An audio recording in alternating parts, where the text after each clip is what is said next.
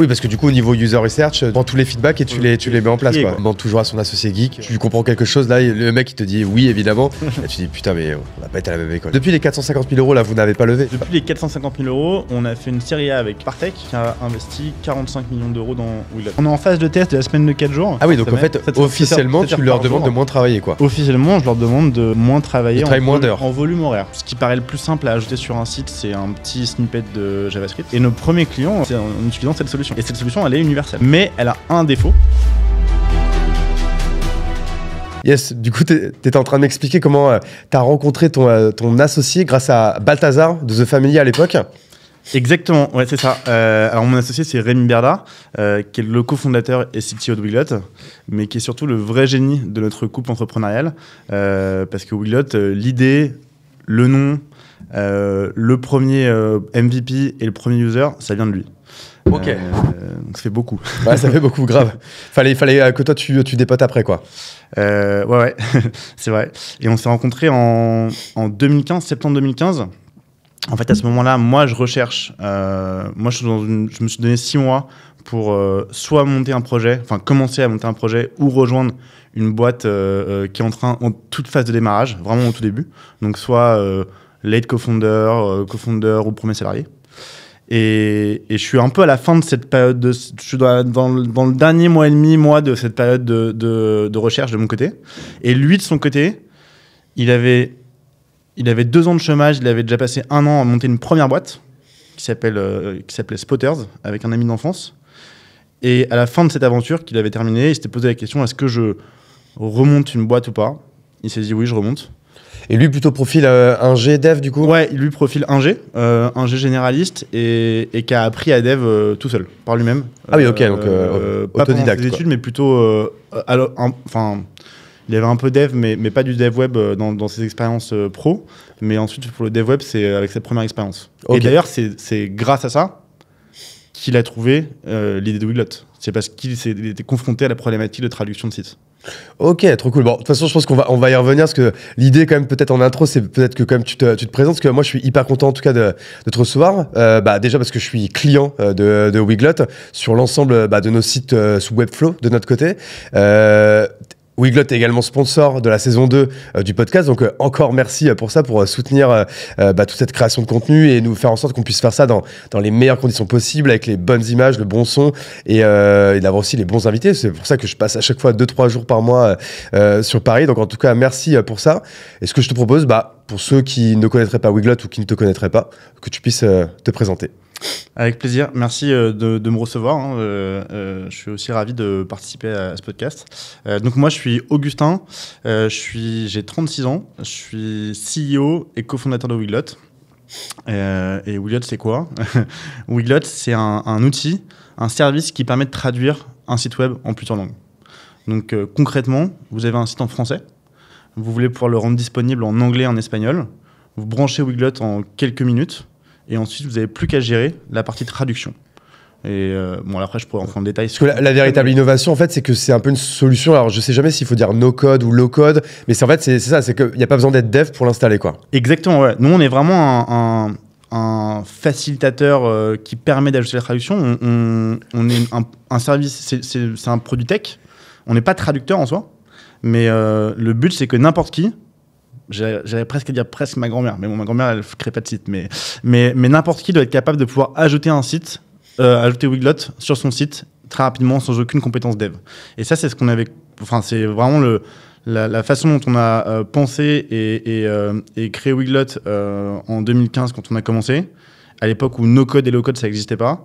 Et aujourd'hui, on peut vraiment dire que c'est no-code, parce qu'il n'y a pas besoin de savoir dev pour le faire. Et aujourd'hui, vous pouvez vous implémenter sur n'importe quel CMS. Alors, quand je dis CMS, c'est par exemple, si tu as un e-commerce, tu t'es soit sous Shopify, soit sous WooCommerce, soit sous PrestaShop, ça c'est ton CMS. Et par exemple, sur des sites non marchands, les solutions, c'est vrai que la solution la plus à la mode, quoi, nous on adore en tout cas, c'est Webflow.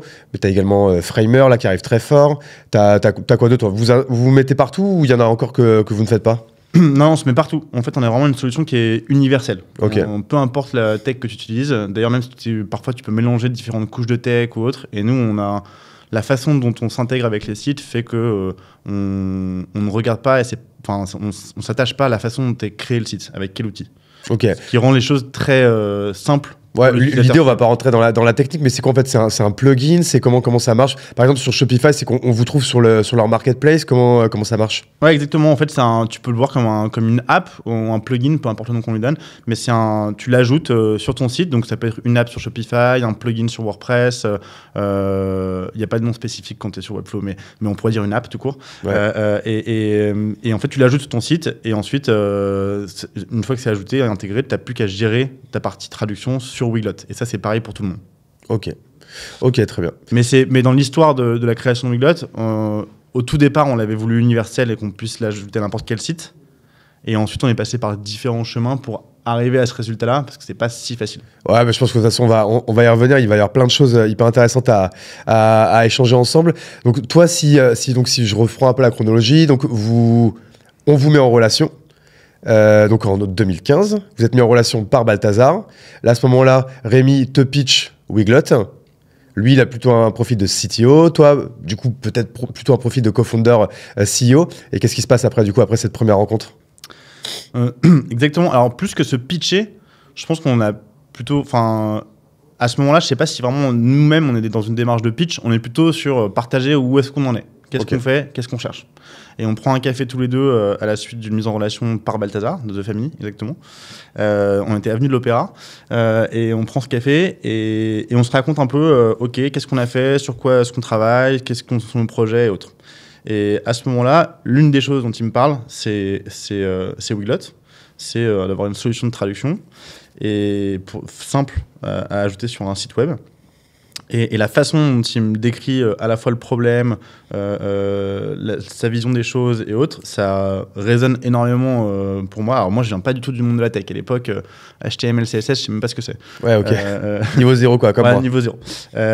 Mais je trouve que sa clarté dans et le problème et la façon de voir comment fonctionne le web me parle beaucoup. Donc je sors de ce café hyper enthousiasme à la fois par l'idée et par Rémi, et en me disant comment est-ce que je peux apporter de la valeur et comment est-ce que je peux en apporter. Donc je suis pas technique. Donc, ouais. Parce que toi, c'est quoi ton background à ce moment-là? Parce que là, donc, t'as quoi, 26, 27 ans, un truc comme ça? Ouais, c'est ça à peu près, exactement. Moi, j'ai un background, j'ai fait une école de commerce, j'ai fait Dauphine, plutôt de la finance dedans. Après, j'ai bossé en fusion-acquisition, donc rien à voir avec la classique. Assez classique, assez excitant aussi. Hein. Franchement, j'ai passé 3 ans à apprendre beaucoup de choses, c'est assez intense. Il y a pas mal de... Enfin, moi, j'en tire plein de bonnes choses. Complet, ouais. Mais au bout de 3 ans, en fait, je pense que je commençais à m'ennuyer et devenir ennuyeux. Et t'as pas envie d'être la personne ennuyeuse d'une équipe. Non. Donc à ce moment-là, je me dis qu'il faut partir. Donc je démissionne. Et donc ensuite, pas de chômage, rien du coup. Rien. En fait, je pars voyager 6 mois avec ma copine qui est ma femme aujourd'hui. Vous allez où? On fait... alors c'est pas trop... c'est pas hyper climato... Pas grave, on a le droit de voyager. Ça aujourd'hui, mais à l'époque, on a fait Asie du Sud-Est, Océanie et Amérique du Sud. Trop cool. Vous avez fait quoi en Amérique du Sud? Amérique du Sud, on a fait Argentine, du nord au sud. On a fait un tout petit bout de Chili, Colombie et Bolivie. Ok, trop bien. Parce que moi, pareil, j'ai fait 6 mois avec ma copine de l'époque, qui est aujourd'hui ma femme. Okay. Et nous, par contre, on avait fait 6 mois, mais que Amérique latine. Donc okay. À chaque fois, on restait un mois dans les pays. Ouais, on n'est pas resté aussi longtemps dans les pays, nous. Enfin, sauf quelques-uns, mais sinon, on a plutôt été assez... on a pas mal à bouger. Non, en vrai, franchement, c'est cool que tu aies pu faire ça. Parce que maintenant, ça va être difficile. Après, je sais pas si aujourd'hui, tu as des enfants ou quoi. C'est vrai que du coup, c'est des choses qui peuvent être faites. Mais c'est moins évident de le faire. Ah ouais, non, j'ai 3 enfants aujourd'hui, ça marche moins bien. Enfin, pas tout de suite en tout cas. Ouais, et du coup, puis qui dit pas tout de suite, ça veut dire on n'a pas la même énergie à 27 ans qu'à 55 ans, quoi. Exactement. Donc ok, bon, très cool. Je suis là, j'ai la chance de bien gagner ma vie pendant mes 3 premières années chez Lazare quand j'étais en fusion acquisition. Donc je démissionne parce que je veux pas rentrer dans une procédure compliquée de rupture conventionnelle. je me sentais assez mal à l'aise de dire que quand c'est pour voyager 5 mois et demi, 6 moès, j'étais pas très bien. Et c'est tout à ton honneur. Ouais, après coup, je pense que c'était une connerie, mais qui m'a beaucoup aidé. Parce que moi, j'avoue que je l'avais pris à l'époque. C'était en 2012, du coup, tu vois, il y a prescription, c'était il y a 13 ans. Je juge personne qui le fait d'ailleurs non plus. Hein, ça veut pas dire que c'était la bonne chose à faire, mais en tout cas, ça m'a servi pour la suite et je pourrais en parler. Et on voyage et en rentrant, on se donne 6 mois. Enfin, moi, je me donne 6 mois en disant, bah, c'est maintenant que tu as une fenêtre d'opportunité pour créer une boîte. Où ça va être toujours un peu taraudé, soit créer une boîte, soit rejoindre un projet très tôt. Ok. Donc là, on est mis. C'est vrai que toi, être, comme tu le disais, enfin, je crois que tu me le disais en off avant qu'on recorde. Toi, pareil, arriver dans un projet, être first employee, c'était quelque chose qui était possible pour toi, quoi.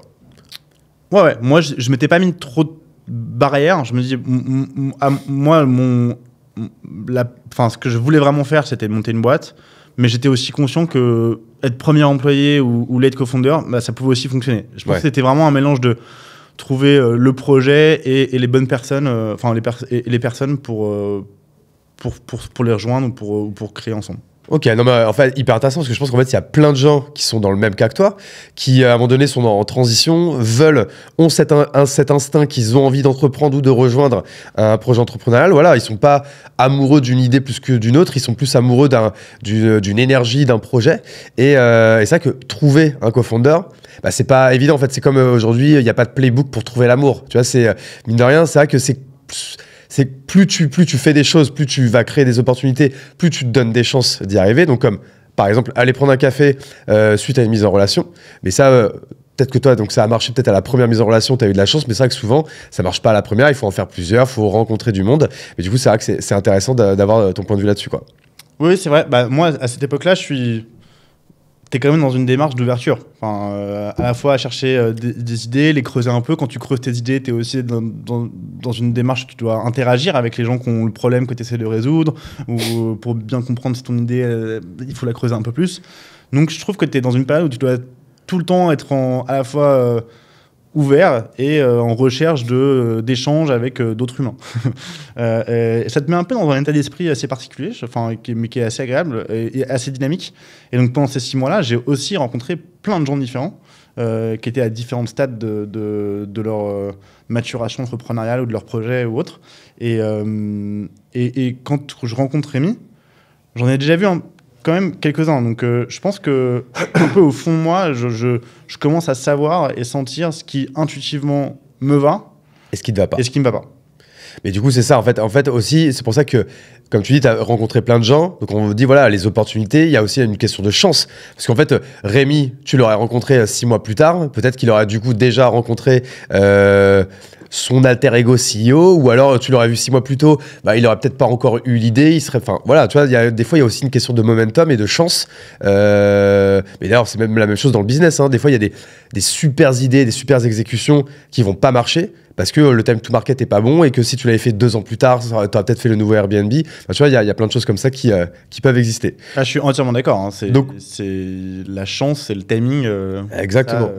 On en a bénéficié à la fois probablement sur cette rencontre, en tout cas pour ma part, et même ensuite dans l'histoire de Weglot. Hein. T'es en train de spoiler l'histoire là, du coup. T'es en train de spoiler que Weglot, ça marche bien, quoi.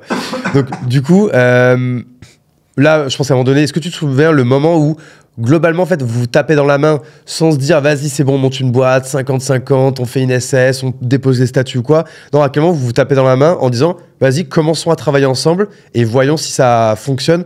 L'idée, plus nous, notre association, quoi. Je pense peut-être ma mémoire me trahit un peu, mais je crois que assez rapidement après ce café-là, moi je reviens vers lui en disant bon bah moi ça me plaît, ça m'enthousiasme vraiment beaucoup la façon dont tu m'as décrit le problème et les solutions, enfin et la vision de Weglot, etc. Peut-être je peux revenir 2 secondes sur le problème parce que je pense que c'est intéressant aussi de comprendre. Ouais, vas-y. Je pense à elle à comprendre ce que c'est que peut-être un peu plus le micro devant, ouais. Ouais. Ça aide à comprendre ce que c'est que Weglot. Plus bas, je pense. Excuse-moi. C'est mieux comme ça. Voilà. Ouais, c'est mieux. Okay. Là, je pense que ça sera nickel. Okay. Vas-y, excuse-moi. Non, ça aide à comprendre, vraiment bien comprendre ce qu'on fait. En fait, dans cette première boîte que Rémi a créée avec son associé Alexis, il était en même temps en train de découvrir un peu le dev web et à chaque fois qu'il avait un défi technique sur l'application web, il y avait toujours un peu une solution magique.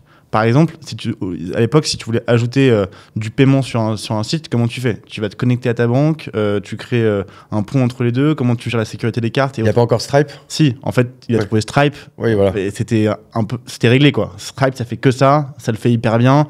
Enfin, c'est assez magique. Pareil, tu veux faire des recherches, comment tu fais pour une recherche soit performante? Est-ce qu'il y a des solutions dans SQL pour le faire? Quand tu fais des fautes d'orthographe ou autre? Bah non, à l'époque, ils trouvent Algolia. Algolia, ils font que ça, ils le font super bien. Et donc, à chaque fois qu'il y avait un peu un défi technique sur un sujet particulier de fonctionnalité, il y a toujours un peu une réponse où il y avait un produit qui faisait que ça et qui le faisait hyper bien. Et quand il a voulu traduire son site, à l'époque, bah, il n'a pas trouvé l'équivalent. Et ça a été très pénible d'un point de vue technique. En fait, toute la partie technique pour préparer le site, pour qu'il soit traduisible, pour bien montrer les URL au moteur de recherche, pour le bouton de langue, etc. Et ben ça, en fait, ça lui a pris beaucoup de temps, beaucoup plus que la partie de traduction en soi. Et c'est vraiment la source de sa douleur et de sa peine qu'il a voulu résoudre avec Weglot. Ok, ouais, donc c'est vrai que le problème, en fait, il paraît évident. Et c'est vrai que moi, quand on m'a pitché Weglot la première fois, tu sais, j'ai dit, bah, faudrait qu'on mette le site en anglais. Tu sais, au début, moi, je commence à dire, bah, tu prends tous les textes, tu les mets dans. À l'époque, c'était il y a 1 an, tu vois, tu les mets dans ChatGPT. Tu sais, qu'on commençait à jouer avec, ça va tout te traduire, puis après, tu fais les trucs. Et là, il y a quelqu'un, je sais plus qui c'est d'ailleurs. Clara de Flow the Sun, je sais pas si tu la connais ou quoi, enfin, c'est l'une de vos clientes en tout cas, elle fait notamment des sites sous Webflow. Elle me dit mais non mais appelle Weglot et tu verras, ils te mettent juste un plugin et en fait en 3 clics, tu peux même ton site en japonais si ça te fait kiffer, tu le mets dans toutes les langues quoi. C'est comme ça en effet qu'on a découvert Weglot, c'est ça que maintenant que tu le dis, c'est en fait ça paraît évident et de base le pain en fait il était quand même assez énorme parce qu'on aurait été obligé. En plus nous à l'arrière maintenant il y a ChatGPT, mais à l'époque il fallait passer par des traducteurs. Donc t'imagines que les gens qui veulent le faire en espagnol, en anglais, en allemand, enfin tu vois, t'imagines même pas le bordel quoi. Ouais, non, mais c'est ravi que tu l'utilises et que ça te plaise. Mais ouais, non, vraiment, ça vient de ça, d'une expérience personnelle et d'une incompréhension de sa part pourquoi ça n'existe pas en fait. Et donc à ce moment-là, comment en fait vous démarrez et comment vous dites vas-y, créons un POC et alors moi, testons le marché. Moi, je fais rien à ce moment-là. C'est lui qui a l'idée, c'est lui qui a l'idée et qui se dit bon bah vas-y, je vais creuser cette idée, et je vais essayer de trouver un user très vite et voir s'il y a des gens qui sont prêts à l'utiliser et qu'est-ce qu'ils en pensent. C'était qui du coup ce premier user? Je crois qu'on l'avait trouvé il avait trouvé sur le groupe French Startupper. Le groupe French Startupper sur Facebook à l'époque. Ouais. Ah, je me rappelle. C'était un étudiant d'HEC qui avait un site d'app, je crois, il me semble, si je dis pas de bêtises. Je me souviens plus exactement du nom du site. Bon bah, qui nous pardonne. Oui, mais voilà. Et donc, et moi à ce moment-là, on sort de ce café, je me dis bon bah. Je suis pas technique, donc sur la partie produit et technique, j'ai 0 valeur. Là où je peux apporter de la valeur tout de suite, c'est de trouver des users. En fait, on est dans une phase où le but, c'est de se confronter le plus possible à l'utilisation. Et donc, je dis, OK, bon, bah, j'essaie de voir dans tous les gens que je connais, quels sont ceux qui ont des sites. Je les contacte tous. J'essaie tous. Je dis, OK, bah, en fait, il faut le plus vite possible, j'arrive avec des utilisateurs qui testent le produit et qui me font des retours. À la fois, bah, je montre que j'arrive à trouver des users et en plus moi ça me permet aussi de comprendre un peu le produit, qu'est-ce que les gens aiment pas et autres. Et je fais ça, après je teste de l'outbound email, l'outbound cold call, je vais même dans des coworking, je vais faire des rangées entières de personnes à taper sur l'épaule en disant t'as un site web, vas-y essaye Weglot et tout. Expérience assez enrichissante mais pas facile au début quand tu commences. Mais non, donc ça je fais ça, et on fait ça tous les deux en fait pendant les 6 premiers mois après notre rencontre, et on fait que ça, et on se dit, bon ok, objectif 1, les users, ensuite objectif 2, il faut qu'on ait un client qui paye, ensuite il en faut 10, il faut qu'on trouve un go-to-market, etc., etc. Et en fait, un peu au fur et à mesure, on se retrouve avec à faire une version utilisable sur WordPress de notre produit. Ouais, ce que j'allais te demander, c'est est-ce que vous faites tout de suite une solution universelle ou est-ce que d'abord vous testez avec tel ou tel CMS? Non, on commence par une solution universelle. Donc à l'époque, une solution universelle, ce qui paraît le plus simple à ajouter sur un site, c'est un petit snippet de JavaScript. Donc ce que tu pourrais rajouter quand tu rajoutes un Google Tag Analytics sur ton site.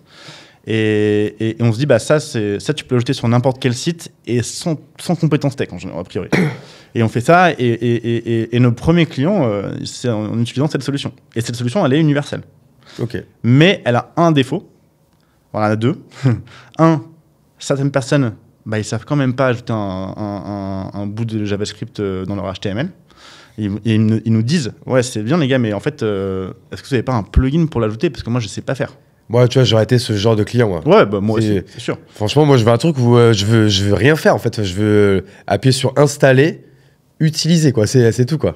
Et donc ça, c'est un premier retour. Et le deuxième retour qu'on a, c'est, ok, c'est bien les gars, mais en fait, comme c'est en JavaScript, ça veut dire que ça n'a lieu que dans le navigateur.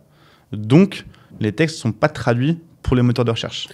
Ok, c'est-à-dire qu'en fait, alors, on va peut-être s'en rentrer peut-être trop dans la technique, c'est-à-dire qu'en fait, c'est comme une surcouche, mais c'est pas gravé dans le marbre, en fait, quoi. Ouais, en fait, c'est pour toi, utilisateur, visiteur du site, tu vois bien le site en anglais. Mais c'est pas des pages qui existent pour mais Google. Mais c'est des pages que Google ne voit pas.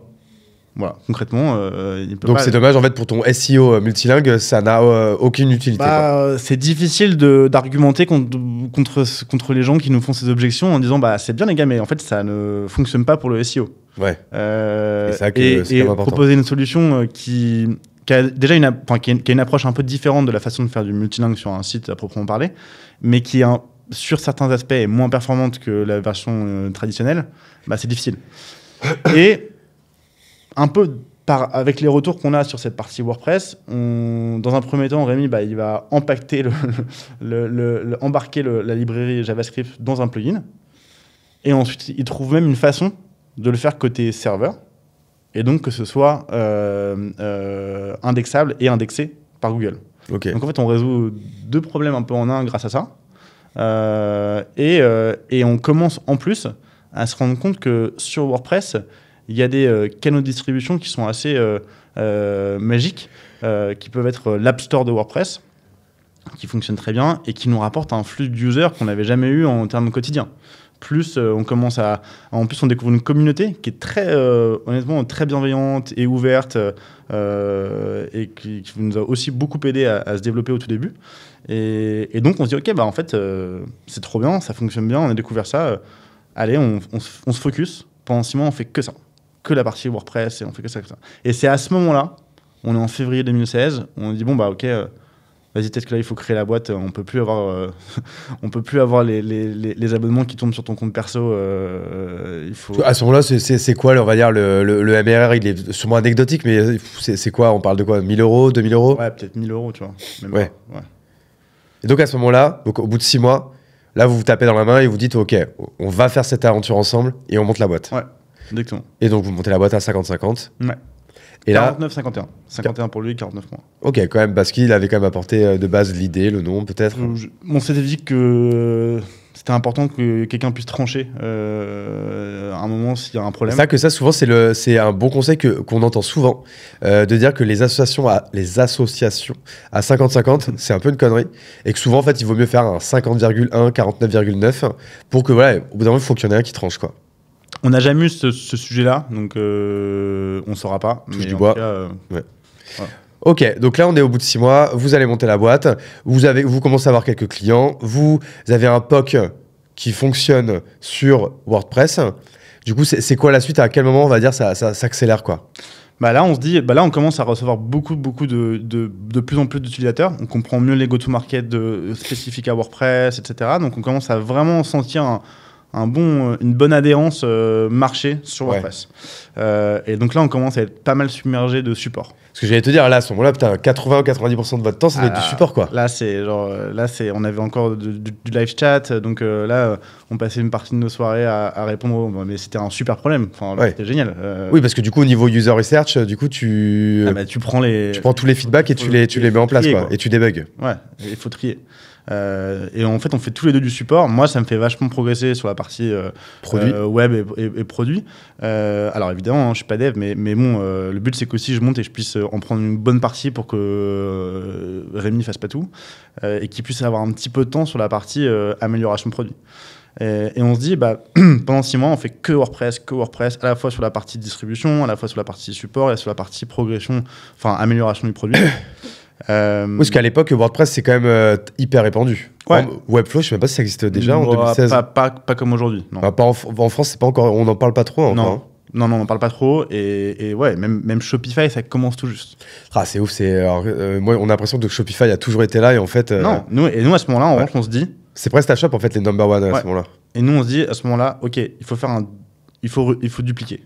Comme dans notre tête, on s'était dit, donc on se dit, ok, bah, où est-ce qu'on peut dupliquer? On se dit, bah, ce qui fonctionne bien, c'est un univers un peu CMS, dans lequel il y a potentiellement un App Store, parce que ça a beaucoup de valeur en termes de distribution, et idéalement, avec une population d'utilisateurs qui sont prêts à payer. Donc si on peut éviter l'open source, pour tester et pour voir comment ça fonctionne, on va essayer d'éviter. Donc du coup, après WordPress, vous allez sur Shopify du coup? Exactement. Ouais. On va sur Shopify, et là, il n'y a pas beaucoup d'acteurs à l'époque en France et en Europe, mais il y a quelques personnes de la communauté Shopify française, pareil, hyper sympa, bienveillant, bras ouverts, Maestro ou Moco pour les citer. Et franchement, et ça marche pas facile de faire une intégration sur Shopify parce que c'est techniquement plus complexe que WordPress, mais on arrive quand même à avoir une app et à voir un peu comment ça se passait, et pareil, à connaître aussi une bonne adhérence produit, cette partie-là. Donc là, on est été 2016, et ensuite, on a un premier stagiaire qui nous rejoint en septembre. Ça fait bientôt 1 an là que vous vous êtes rencontrés, grosso modo? Ça fait 1 an. Ça fait 1 an, ouais. Exactement. Et on se dit, bon, bah, il faut quand même un stagiaire parce que, en fait, là, on n'a pas de temps pour faire autre chose que du support. Ouais. Et il y a un stagiaire qui nous rejoint, premier. Et on se dit aussi en même temps, bon, en fait, on a un truc pas mal tous les deux, c'est qu'on est très alignés en termes d'étapes de vie. Tu vois. On est à peu près le même âge, on n'a pas encore d'enfants, mais on est tous les deux avec nos femmes, ou ceux qui ont nos femmes. On est tous les deux alignés aussi. Lui, il a son chômage qui s'est arrêté au bout de 2 ans. Moi, je vivais sur mes économies de la jarre, donc je m'étais mis une limite. Oui. Il y a un target. Il y a un moment donné, il va falloir se payer, quoi. Ouais, et on était alignés là-dessus aussi. Donc, je pense qu'il était assez sain dans notre association aussi. Ça veut dire qu'on était, on avait les mêmes objectifs à la fois perso et pro, quoi. Ah, mais ça paraît hyper obvious ce que tu dis, mais en fait, non, c'est pas si évident. Et c'est un sujet qui doit tout de suite être mis sur la table quand on s'associe, en fait. Le sujet de l'argent, de la rémunération, de qui fait quoi, de qui est responsable de quoi. Enfin, tout ça, c'est toutes ces choses qu'il faut mettre sur la table dès le départ et qu'il faut alimenter par des discussions hebdomadaires minimum. Ouais, t'as raison. Je pense, qu'est-ce que tu veux, un peu valeur aussi que t'as. Je pense qu'on n'a jamais vraiment discuté formellement, mais on savait que ça matchait bien et que ça fonctionnait bien. Mais effectivement, on n'a pas eu l'approche très rationnelle et cartésienne de détailler quelles étaient nos valeurs, est-ce que ça match, quels sont nos objectifs dans la vie, comment est-ce qu'on veut se rémunérer et autres. Mais je pense que tout au long, on a senti que c'était, a priori, on était on partageait les mêmes choses. Ok. Donc là, on est à l'été 2016. Prenez un stagiaire pour commencer à peut-être accélérer. Vous savez que de toute façon, là, maintenant, il y a quelques deadlines qui commencent à pointer leur nez. Je sais pas, est-ce que c'est peut-être un moment pareil, où vous levez peut-être un peu d'argent là pour accélérer? Là, on se dit que ce serait quand même pas mal de lever un petit peu d'argent pour se mettre à l'abri, en tout cas au moins un certain temps, pour continuer de développer et d'embaucher les premières personnes. Ouais. Et donc on fait une première session de 1 mois, 1 mois et demi à essayer de faire un peu le tour de soit business angel, soit fonds de seed. Et en fait on prend beaucoup de noms et pas mal de portes. Et donc à un moment on dit bon bah vas-y stop. Là en fait le seul truc sur lequel il faut qu'on se focus, c'est arriver à se payer en novembre, quoi. Genre, mais c'est bien, donc du coup en fait ne comptons pas tout de suite sur l'argent des autres, ouais. Allons le chercher. Ah ouais, là c'était vraiment la seule chose qui comptait, quoi. Et on arrive à se payer en novembre. Donc ça c'est quand même, on est très content. Et bon, c'était des petits montants, mais c'était indispensable pour nous. et ensuite à ce moment-là, un peu en même temps, il y a deux fonds, un club de business angel qui reviennent vers nous, qui ne nous avaient pas répondu parce que pas le timing et autres, et qui se disent intéressés, et on se retrouve à faire une première levée de fonds début 2017 avec l'un d'eux qui est Side Capital, avec Renaud Guilherme, et qui investissent. Ah oui, qui est quand même assez connu sur la place, quoi. Ouais, alors nous on se rend pas compte de qui est connu encore peut-être sur la place, mais en tout cas qui correspond bien en termes de, on aime bien ses valeurs, sa façon d'être, et en termes de valeur de toute façon c'est à peu près équivalent les deux. Ceci dit, c'était plutôt les moins 10 ans, mais on avait un meilleur fit. Là vous levez combien à ce moment-là? On lève 450 000 euros. Ok, donc quand même assez, on va dire, confortable pour avoir quelques mois de visibilité, quoi. Ouais, après on est pas trop dépensier, donc on a gardé cet état d'esprit à l'époque. Et hyper frugal, ouais. Ouais. Et en fait, on embauche un peu les premières personnes de l'équipe, là, mais au fur et à mesure, quoi. On s'est pas dit, ok, cool, maintenant il faut qu'on mette 10 personnes dans la team. Ouais, ok. Non, on s'est dit, on va essayer de trouver les premières personnes, une personne pour la partie dev, une personne pour la partie support pour nous aider. Et voilà, c'est fait un peu au fur et à mesure. Et ça nous a permis de pouvoir embaucher sereinement les premières personnes de l'équipe. Ok, donc là, on rentre vraiment dans la véritable deuxième étape de la vie de Weglot, si on peut parler comme ça. À quel moment, là, tu te dis, c'est bon, on a notre PMF, donc notre Product Market Fit, on a rencontré notre marché, on sait qu'on est dans la bonne direction, on a une taille critique, raisonnable, on passe à une autre étape, quoi. À quel moment vous avez ça? Est-ce que ça met encore longtemps à arriver ou est-ce que ça s'accélère à ce moment-là? Non, je pense qu'en fait, ça, alors moi, j'avais pas d'expérience entrepreneuriale avant, donc c'est difficile d'avoir un regard critique là-dessus, pour moi. Parce que ça veut dire quoi un PMF à l'époque? Je me rends pas compte si ce qu'on fait c'est beaucoup plus que la norme ou moins ou autre. Lui qui a déjà une première expérience s'en rend beaucoup plus compte, et je pense que en fait à partir déjà en 2016, quand on a au début 2016, quand on a un flux d'utilisateurs et on commence à avoir un flux de clients qui vient, on a un PMF. En fait, il y a un truc. Oui, parce qu'en fait là quand vous faites cette première petite levée, vous avez combien de clients à ce moment-là? Waouh, c'est dur ce que tu me demandes à l'époque. Non, mais en fourchette, c'est quoi? Vous êtes plus près des 10 clients ou des 100 clients ou des 1000 clients? On fait à peu près 15 000 euros de MR à l'époque. Ok, donc ce qui est quand même déjà hyper raisonnable pour un SaaS, quoi, tu vois. Ouais, on fait 15 000 euros de MRR et comme on est plutôt sur une typologie de panier relativement bas, nous, on est une approche, il n'y a pas de sales, tu vois. Oui, en fait, donc là, le PMF, à ce moment-là, tu l'as, quoi. Ouais, on l'a. Ouais. Ok, donc là maintenant, on va arriver donc dans une autre étape. Vous avez de l'argent. Je suppose que même si vous restez, j'allais dire frugal, au pluriel, on dit frugal ou frugal? Non, frugal, je pense. Pas, donc j'ai évité d'utiliser le mot pour pas. Ouais. En tout cas, tu restes frugal en tant que CEO et vous embauchez peu à peu. Mais est-ce que tu commences, je sais pas, à faire des dépenses de market, d'acquisition? C'est quoi votre stratégie à ce moment-là? Alors, en fait, notre stratégie à ce moment-là, on se dit. Ok, donc on a quelque chose qui fonctionne vraiment bien sur WordPress et Shopify.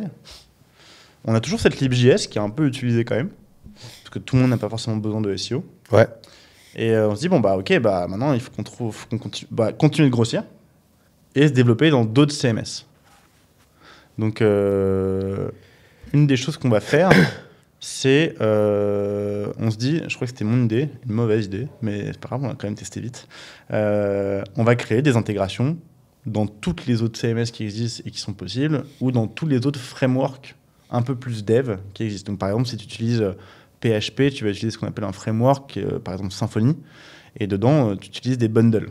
Et on s'est dit, c'est un peu l'équivalent d'une app finalement, ça, ou d'un plugin. Est-ce qu'on n'a pas intérêt à faire un bundle Weglot et pareil pour toutes les façons, tous les frameworks de tous les langages? Donc on commence un peu avec cette idée-là. Et pendant 3 mois, il y a quelqu'un qui nous rejoint pour vraiment s'occuper de cette partie-là. Et pendant 3 mois, sur la partie produit, il s'occupe que de ça et on essaie de le distribuer et de le faire utiliser. Ça n'a pas fonctionné du tout. Et au moins, vous aviez été vite pour le tester. Ouais, on a été très vite pour le tester. On a arrêté. Au bout de 3 mois, ça ne fonctionnait pas, on a arrêté. Donc là, on a continué de se focaliser sur WordPress et sur Shopify, tout en essayant de garder en tête comment est-ce qu'on pourrait le proposer à davantage de personnes, quoi. Et en même temps, il y avait quelqu'un qui aussi nous a pas mal aidé dans la partie produit, c'est Mehdi, qu'on avait rencontré, qui était un utilisateur, et qui nous avait fait des retours sur notre app, mais des retours, un feedback avec les lignes de code à changer, quoi. Genre un truc, qualité de retour, et en plus très pertinente. Et on a commencé à parler avec lui. À ce moment-là, il est venu faire un peu de mission de freelance pour nous sur cette partie-là. Et en discutant avec lui et avec ses idées, avec des idées qu'il avait autres, on trouve une autre solution, une nouvelle solution pour ajouter Weglot à un site, qui consiste à pouvoir l'ajouter en utilisant les noms de domaine. Donc ça veut dire que par exemple, tu veux permettre à monsite.fr de pouvoir être en anglais, et il sera en anglais sur en.monsite.fr. Ok. Et en fait, en faisant ça, ça nous permet de pouvoir le faire sur n'importe quelle technologie et côté serveur. Donc on est arrivé à retrouver un peu cette universalité de la librairie JavaScript qu'on avait au début, mais on n'était plus contraint d'essayer de faire des intégrations qui sont propres à des technologies ou des CMS. Et les premiers POC, c'est cette époque-là, et en revanche, ça met un peu plus de temps à ce qu'on mature et qu'on arrive à une solution qui soit celle qu'on a aujourd'hui. Mais là, vous avez craqué quand même un petit truc, quoi, à ce moment-là. Ouais, et en fait, on a aussi pu le faire parce que par le développement Internet. Ouais. En fait, avant, il n'y avait pas les outils, forcément, les solutions pour pouvoir faire ce type de proposer cette façon d'ajouter Weglot. Et c'est parce que ça s'est développé et parce que ça a commencé à exister, sans rentrer trop dans le technique, mais qu'on a pu proposer cette façon d'ajouter Weglot à ton site. Ok, donc là, à ce moment-là, vous développez ça. Donc là, je suppose que là, les premiers recrutements que vous faites, c'est beaucoup de dev, de tech peut-être? En fait, on est assez, depuis le début et même encore aujourd'hui, c'est assez équitablement réparti en 3 équipes chez nous. Il y a une équipe il y a l'équipe sales marketing, un tiers, on va dire. Il y a un tiers au support. Et il y a un tiers qui est dev et produit. Ok. Voilà. Donc, quand on recrute, on est, tu vois, modulo quelques petites différences de timing, mais à la fin, on est toujours à peu près à un tiers. Parce que là, tu me disais quand vous avez fait votre première levée, donc là, ça fait grosso modo 1 an et demi que vous bossez sur Weglot. Enfin, ça fait 1 an et demi que vous vous êtes rencontrés. Vous êtes déjà à peu près à 15K de MRR, avec un panier moyen qui est pas énorme, donc ça veut dire que vous avez quand même beaucoup de clients. Comment vous faites votre acquisition à ce moment-là? Est-ce que c'est de par le produit que en fait naturellement les clients viennent, par le bouche à oreille, parce qu'en fait ils ont besoin, donc ils trouvent le plugin sur l'App Store de Shopify, donc ils l'utilisent parce que vous avez peu de concurrents et peu de concurrence, ou alors c'est parce que vous mettez en place des grosses stratégies d'acquisition outbound, inbound. Je dirais que c'était quoi la clé de ce début de succès, commercialement parlant, on va dire? Ouais. Je pense que pour nous, ce qui a vraiment bien fonctionné, c'est d'avoir Alors, on fait que de l'acquisition inbound, qu'elle soit payante ou pas, mais on fait pas d'outbound. Ok, zéro. Et ce qui fonctionne bien, c'est d'être dans les CMS. Ça veut dire on va jamais essayer d'attirer quelqu'un qui veut traduire un site web, tout court. On veut chercher à rencontrer les gens qui veulent traduire un site web WordPress ou un site web Shopify. Et en fait, il y a plusieurs endroits pour nous trouver, dans ce cas-là, où il va chercher. Il y a soit dans l'App Store, quand ça existe. Et là, en fait, c'est comme du SEO, mais sur un App Store. Donc, il faut optimiser ta page pour qu'elle soit visible, bien rankée sur les termes de recherche, etc. Donc, ce travail-là, on le fait. Ensuite, on va aussi être présent dans un maximum d'events ou dans la communauté, que ce soit dans des événements, mais aussi sur des articles qui sont spécialisés sur le CMS. Voilà, on essaie de vraiment participer à cet écosystème-là. Donc, moi, je vous avais découvert quand vous aviez sponsorisé un podcast, tu vois, aussi. Ouais. C'est-à-dire que là, moi, il y avait Clara qui m'en avait parlé. Mais moi, en fait, quand elle m'avait parlé de Weglot, j'avais déjà entendu, parce que vous aviez sponsorisé, je sais plus quel podcast. Je sais plus si c'est SaaS Club ou un truc comme ça. Ouais, exactement. Alors ça, c'est venu plus tard. Au début, on ne le faisait pas, ça. Au début, vous ne faisiez pas. Du tout. C'était trop large pour nous. Ouais. On voulait vraiment faire des choses très nichées, ouais. Très spécifiques et capitaliser sur ce qu'on avait compris. Donc, on a aussi commencé à faire des pubs sur Google Ads parce que les gens qui nous cherchent, mais on ne les renvoyait pas sur nos pages de notre site. On les envoyait sur nos pages d'App Store. Ok, donc par exemple, vous achetiez les mots-clés, traduire mon e-commerce Shopify. Ouais, par exemple. exactement.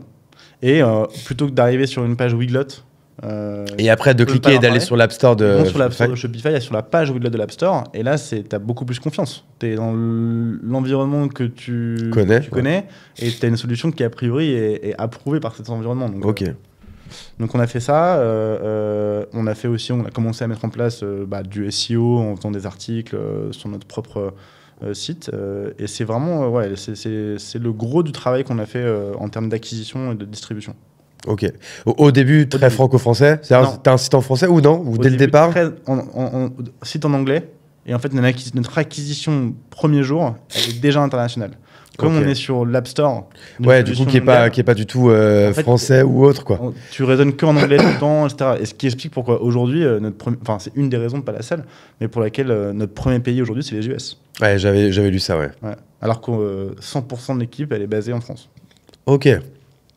Parce qu'en plus, on pourrait penser, du coup, ça peut être ambivalent, parce qu'on pourrait penser que les Américains, justement, n'ont pas le besoin, parce qu'ils mettent leur site en anglais, ils se disent, bah, de toute façon, ils se démerdent, hein, les gens, ils parlent anglais, j'ai pas besoin de le mettre en français ou en espagnol, quoi. Mais du coup, c'est pas le cas. Non, peut-être parce que le marché est peut-être tellement grand que c'est ce qui explique que ça reste votre numéro 1, quoi. Ouais, t'as raison. Déjà, le marché il est beaucoup plus grand. Il est aussi plus mature. Alors, je connais pas les degrés, mais bon, ils sont plus digitalisés que l'Europe de l'Ouest, même si elle est quand même beaucoup. Donc, forcément, ils vont chercher davantage. Il y a juste plus de sites web qui vont chercher des solutions.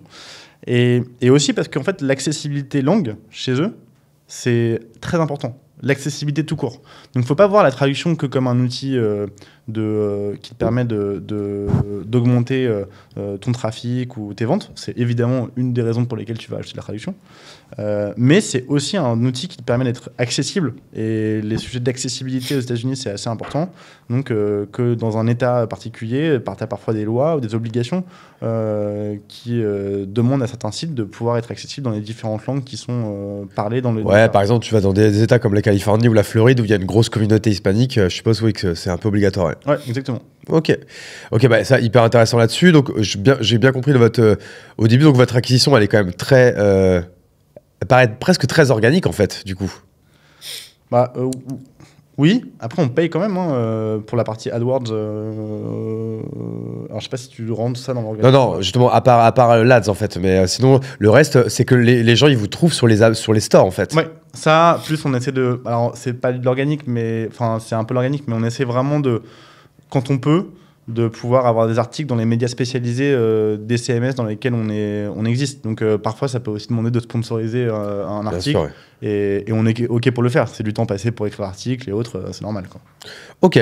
Donc, à ce moment-là, tu vois, parce que l'idée, c'est que je vais pas te triturer sur les 2 mois en mois, comment ça évolue. On va essayer de séparer ça un peu en grands milestones et en grandes étapes.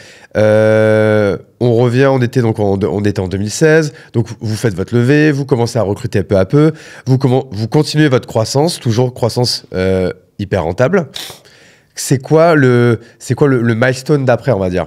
Le milestone d'après, je pense que c'est un milestone peut-être produit, le moment où c'est bon, vous pouvez vous mettre partout et vous mettre sur tout CMS de manière universelle, quoi. Exactement, c'est exactement ça. C'est l'arrivée d'une solution universelle qui soit aussi performante que les alternatives traditionnelles pour traduire un site et qui nous permet de nous ouvrir tout le marché du site web. Qu'on avait un peu déjà avec la LibJS, mais c'était pas aussi fort qu'avec cette nouvelle façon d'intégrer Weglot. Et donc c'est produit. C'est comment est-ce qu'on passe de POC, idée à le proposer dans le produit.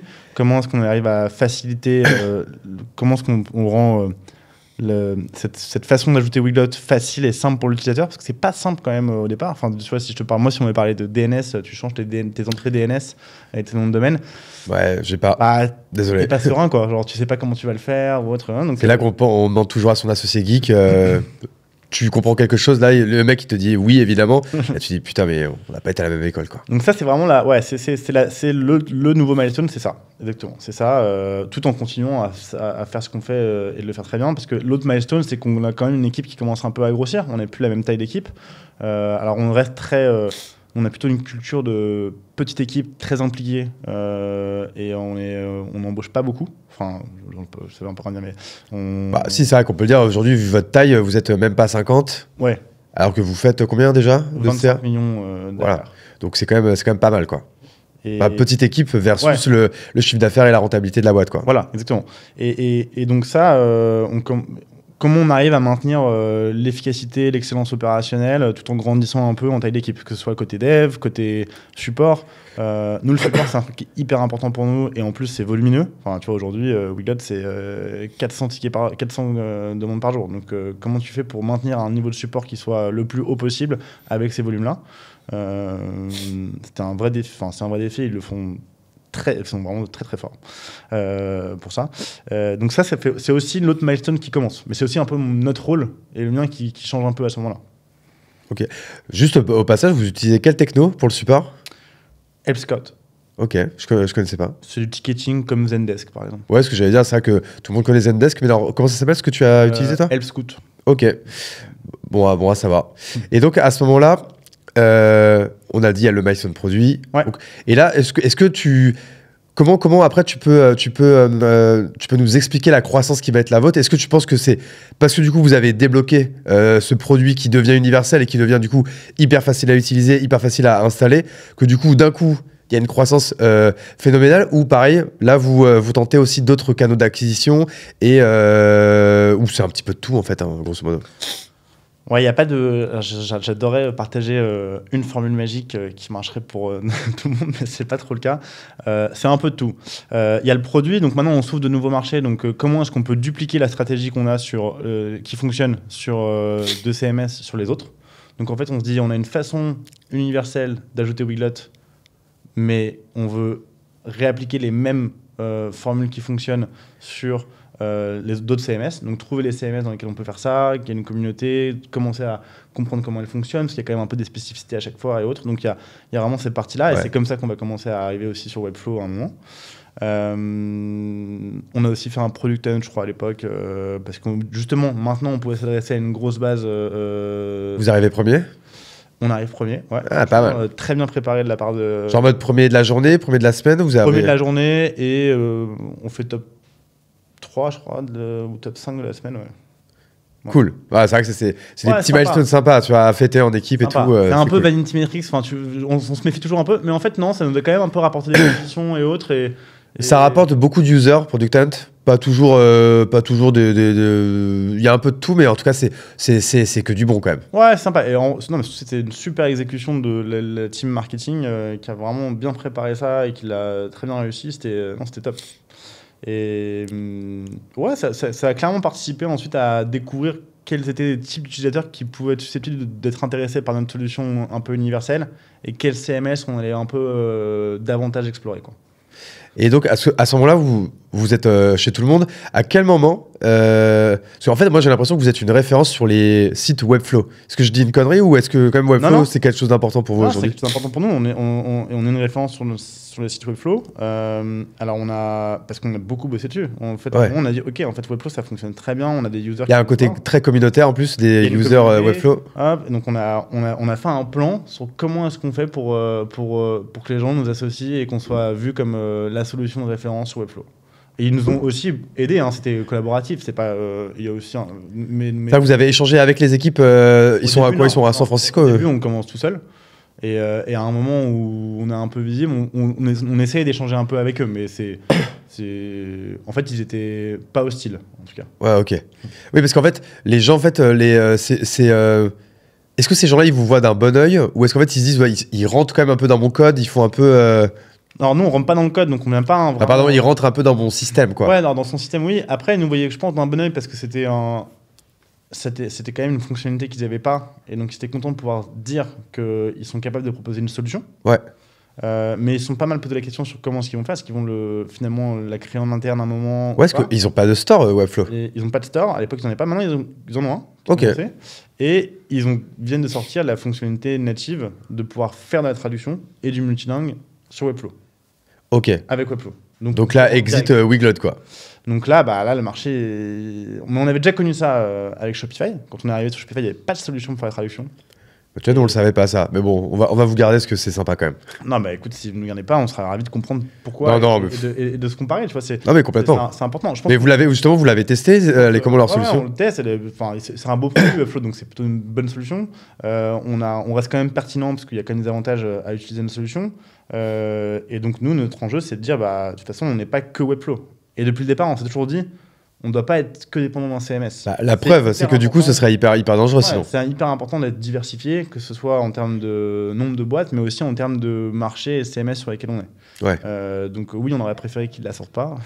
Mais comme la vision depuis le départ, c'est de dire que Weglot, ça doit être la marque devant la fonctionnalité traduction, bah, ça, c'est indépendamment du CMS que tu utilises ou de quoi que ce soit. Et donc, on continue là-dedans. Et le but, c'est de continuer de conquérir d'autres marchés, d'aller voir d'autres CMS, d'aller voir ceux qui n'ont pas de CMS. Il y en a encore beaucoup. Donc, non, le marché est quand même encore très gros.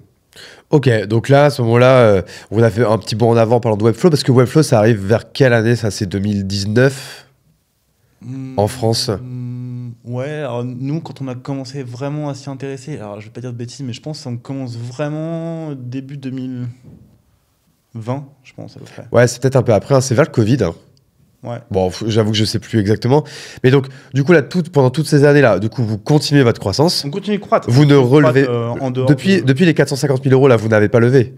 Depuis les 450 000 euros, on a fait une série A avec Partech, qui a investi 45 millions d'euros dans Weglot. Ah, en fait, j'allais y venir. Donc ça, c'était 2022. Mais entre le seed de 450 000 et la levée, du coup, de 45 millions, il n'y a rien eu. Non, il n'y a rien.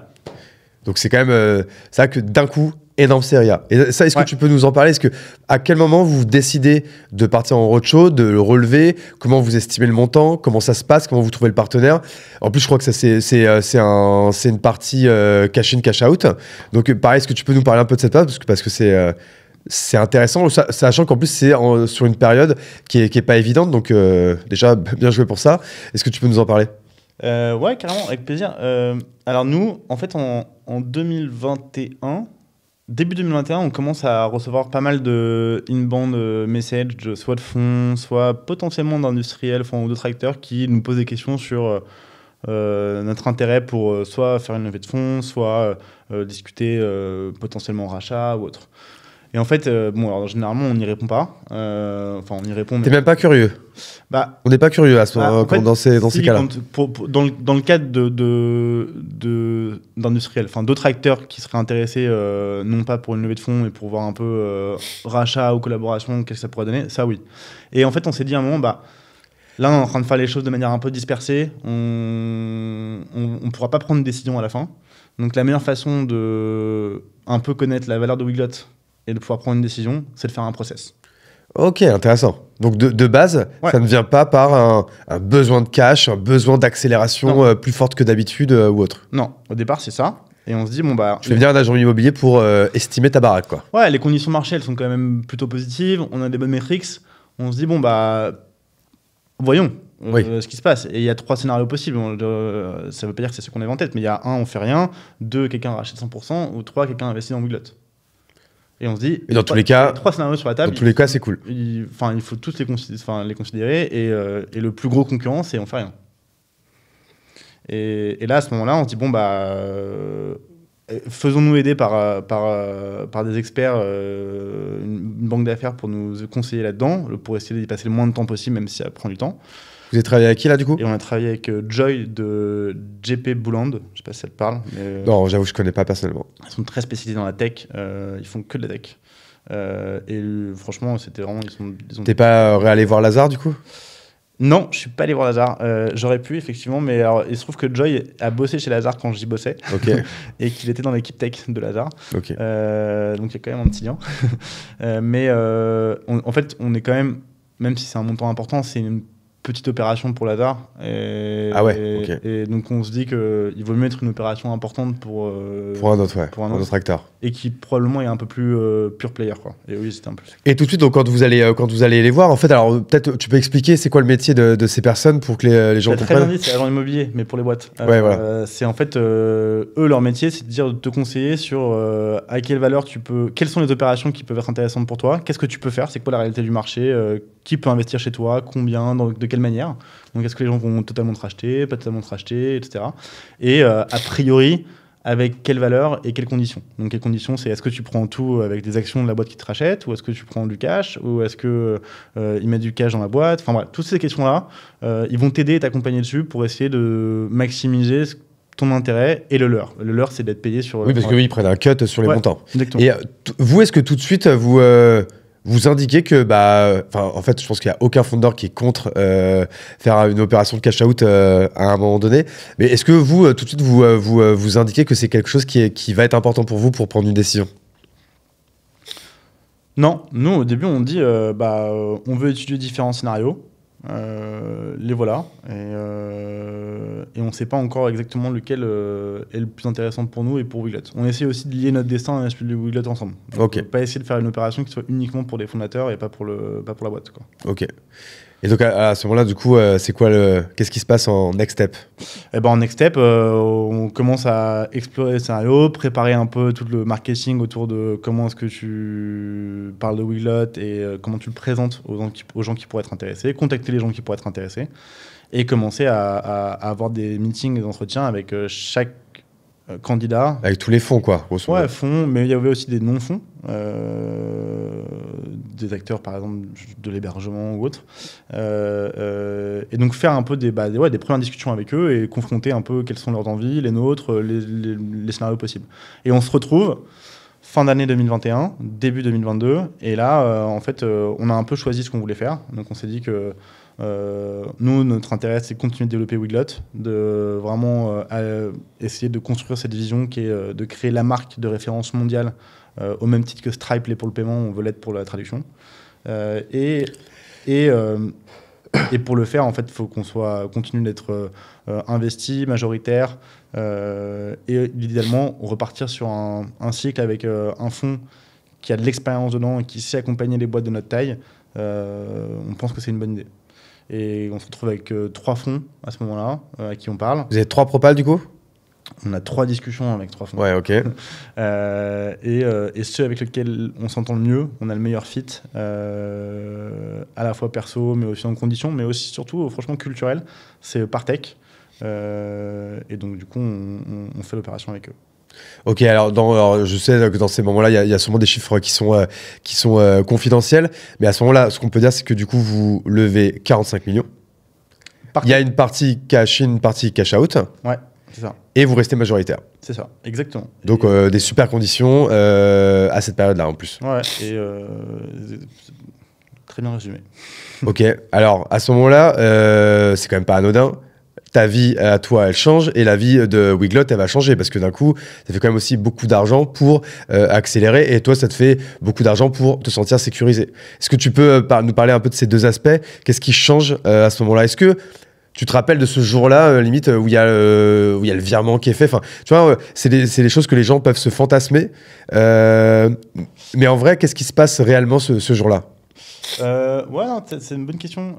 Alors nous, on est vraiment dans tout ce process. On s'est toujours dit, on se met jamais dans une situation de projection. Donc déjà, jusqu'à la fin, on s'est toujours dit, nous, notre scénario préféré, c'est il se passe rien. Ok. Pour être serein dans nos décisions dans Weglot ou autre, on s'est toujours dit ça. Avec zéro regret et tout. Surtout pas commencer à faire des projections ou autre, sinon tu commences à prendre des décisions qui sont irrationnelles. Mal aiguillées, quoi. Et après, je pense que pour Weglot, on s'est dit aussi que ça changerait. Enfin, on essaie de se mettre dans un état d'esprit où ça ne doit pas changer pour Weglot. Si ça arrive ou ça n'arrive pas, on doit arriver à faire le plan qu'on s'est mis en tête. Ok. Donc notre plan qu'on s'était donné en fin 2021, c'est de dire on veut faire x5 en 5 ans, en gros. C'est une façon de traduire notre vision en chiffres, c'est-à-dire on fait x5, parce qu'à l'époque on faisait 10 millions d'ARR, x5 en 5 ans. Et donc ça change pas. Vous allez largement le faire, vous allez même y arriver plus tôt que prévu. On espère, on verra. Ouais. Et donc ça c'est le plan, et il change pas en fait. L'investissement de Partech, il ne doit pas changer cette vision-là. Et à titre perso, je pense que pour Rémi et moi, on essaie de pas changer aussi qui on est, notre façon de vivre, autre. D'ailleurs, je pense que notre façon de vivre, elles n'ont pas changé. Évidemment, on a gagné de l'argent avec cette opération. Tu continues de t'habiller en asphalte, comme moi. William, qu'on embrasse, qui est un ami en commun qu'on a. Le même pull, la V1 du pull parfait, que j'espère garder encore longtemps. Ça devrait le faire. Ouais. Et tout de suite, on continue, on embraye sur la suite pour Weglot. et cette nouvelle relation à nouer avec Partech à bord, quoi. Et toi, à titre personnel, est-ce que du coup, alors là, je vais même pas rentrer dans les questions de lifestyle ou quoi, mais toi, est-ce que tu te mets à ce moment-là, je sais pas, à investir? Est-ce que tu es toi-même devenu business angel? Est-ce que tu te mets à investir dans l'immobilier? Qu'est-ce que ça change concrètement pour toi là-dessus? J'avais déjà fait 1 ou 2 tickets de business angel avant ça. Et ensuite. Dans quelle boîte, si tu peux le dire? Ouais, dans une boîte de vélo qui fait de la livraison par vélo qui s'appelle Vélo. Ok. Et j'ai fait et une autre boîte qui fait qui recycle les masques, les chewing-gums et les mégots, qui s'appelle Kinat. Ok. D'ailleurs, basé à Bordeaux. Donc ouais, et ensuite, en fait, je pense que j'aimerais bien en faire, mais pour bien le faire, je pense que ça prend du temps. Et un truc que je sais pas très bien faire, c'est faire plusieurs choses en même temps. Ok. Donc, très monomaniaque. Dans le bon sens du terme. Hein. En fait, je pense qu'une des raisons de notre succès chez Weglot, c'est aussi parce qu'on est très focalisé. On essaie de pas trop se disperser et de vraiment se focus on se focus sur un problème. On essaie de proposer la meilleure solution pour ça, sans en essayer d'en résoudre d'autres. Pour le moment, peut-être que dans le temps, on ajoutera peut-être d'autres choses au fur et à mesure, mais là, pour le moment, on fait que ça. Et ça, je pense que ça reflète un peu nos persos à chacun, Rémi et moi, et des gens qui composent l'équipe. C'est que moi, je sais pas trop faire trop de choses en même temps. Ouais, non, mais écoute, c'est encore une fois. Je crois que toi, tu as monté plein de boîtes. Ouais, mais c'est un super conseil, mais c'est. Je trouve que c'est très fort, mais moi, je sais juste pas dans mes skills, quoi. Mais c'est juste, tu vois, moi, c'est l'une de mes grosses résolutions de cette année. Tu vois, c'est mon mantra, c'est less is more. Et en effet, il faut que je sois beaucoup plus focalisé sur ma boîte qui est La Chapelle. Donc avec tout ce qu'on fait, avec toute la galaxie de médias, quand là je suis en podcast avec toi, c'est parce que c'est pour La Chapelle. Le podcast s'appelle La Chapelle Radio. C'est pour faire rayonner l'entrepreneuriat et notre vision de celui-ci. Et ça que moi j'ai toujours un peu ce FOMO. Dès qu'on me propose quelque chose, je l'étudie. Enfin voilà, peu à peu, j'essaie de moins en moins le faire, mais il y a encore 2 ans, justement, n'importe quelle boîte qui m'envoie son deck, je fais vas-y, on se parle une demi-heure, on s'en parle. Enfin, je rencontrais des gens, je rencontrais au moins 15 personnes par semaine. Enfin, c'était trop, quoi. Tu vois, j'étais pas assez focus sur un seul élément. Moi, je trouve ça génial. J'adore en plus ces discussions-là, mais en fait, c'est pas mon métier du moment. Donc, en fait, exactement. Je vais mal le faire. Et c'est pour ça d'ailleurs même que moi j'ai arrêté tout investissement en business angel parce que, alors, on va pas faire la langue de bois, c'est d'une parce que j'ai plus de thunes en ce moment parce que j'ai fait all-in dans un gros projet immobilier avec l'achat de nouveaux bureaux dans le centre de Bordeaux. Parce que ça, pour le coup, j'adore. Tu vois, en plus c'est palpable. Tu vois, le all-immo, et ça, tu sais que tu prends pas de risque. Tu vois, c'est tout le contraire de l'investissement business angel. Tes bureaux, du coup, à Bordeaux En fait, j'en ai des premiers, ça s'appelle la Villa Maria. Je sais pas si tu as déjà entendu parler. On est 10 actionnaires, 10 entrepreneurs, notamment Mathieu Stéphanie, tu sais, de Génération Do It Yourself dedans. Là, en fait, mais c'est un petit château, mais qui est un peu à l'extérieur de Bordeaux. Qui est à 2 pas des boulevards. Je sais pas si tu connais un peu Bordeaux. Un petit peu. Bah oui, t'as été à Bordeaux pour voir notre ami William. Bah tu vois, en vrai, la Villa Maria, c'est pas non plus très loin de chez lui. Mais du coup, c'est pas dans le centre. Et là, du coup, moi, mon rêve, c'était en avoir d'autres, mais vraiment très central. Parce que moi, je suis un enfant de The Family et j'adorais en fait ce côté grand bureau, ouvert, avec beaucoup d'événements, qui fait rayonner l'entrepreneuriat. Et ça, c'est quelque chose que je peux pas faire avec la Villa Maria, qui est un peu à l'extérieur. Donc qui est moins ancré sur les jeunes ou quoi. Et là, en fait, avec Stéphane et Alex, qui sont les 2 cofondateurs d'une boîte qui s'appelle Toodigo, je sais pas si tu connais. Non. Ils font de la levée de fonds de base en crowdfunding, et maintenant, c'est vraiment de la levée vraiment en equity. Et gros succès, très belle start-up, hyper rentable, enfin voilà, tout ce qu'on aime. Donc c'est grâce à eux que j'ai pu me mettre sur ce projet et rentrer dans ce projet. Donc on est 3. Et c'est des bureaux, ancien hôtel particulier, 1000 mètres carrés. Magnifique, jardin, piscine, barbecue, terrain de pétanque, studio de podcast, enfin tu vois, salle de sport, enfin vraiment les bureaux de rêve. Et surtout, on va faire énormément d'événements autour de l'entrepreneuriat. Et j'avoue que là-dessus, c'était il y a 1 an que j'ai mis, mais vraiment all-in, mais plus que all-in. Je pense que j'ai même investi plus que ce que je n'avais. Mais du coup, c'est bien, ça a accéléré le fait que j'arrête le business angel, parce que j'en avais fait beaucoup. J'en avais fait 15 en 15 mois, tu vois. Limite, tous les mois, je mettais un ticket entre 5 et 10 000 euros. Mais d'une, je me mettais à ras, et puis en effet ça défocus, quoi. Donc bref, on a un peu divagué sur moi alors que c'est pas l'idée. Mais donc toi, du coup, en termes d'investissement financier ou quoi, ça a pas trop changé ta life, quoi. Non. Peut-être si, t'as peut-être acheté ta RP ou peut-être une petite résidence secondaire ou un truc comme ça, même pas. C'est pas le pareil. J'évite de me disperser aussi, avoir trop de trucs après à gérer, c'est du défocus. Mais ouais, moi j'habite à Biarritz. Ok. Ah mais oui, c'est vrai, on s'en était parlé, ouais, exact. Et donc ouais, donc on. Et j'avoue que Biarritz ça coûte cher en plus, hein, donc à la rigueur. Ouais, franchement, je pensais pas. Mais je crois que en termes de prix au mètre carré, je crois que c'est le plus cher de France, je crois. Je sais pas, j'espère pas. Mais tu sais, en termes de densité, je crois, si tu prends le prix moyen au mètre carré, parce qu'en fait, tu as toutes les premières lignes où tu peux être à 20 000 du mètre, quoi. Ah ouais, oui. Et je crois que si tu prends la moyenne du prix au mètre carré des villes, je crois que Biarritz, c'est la ville la plus chère de France. Ok.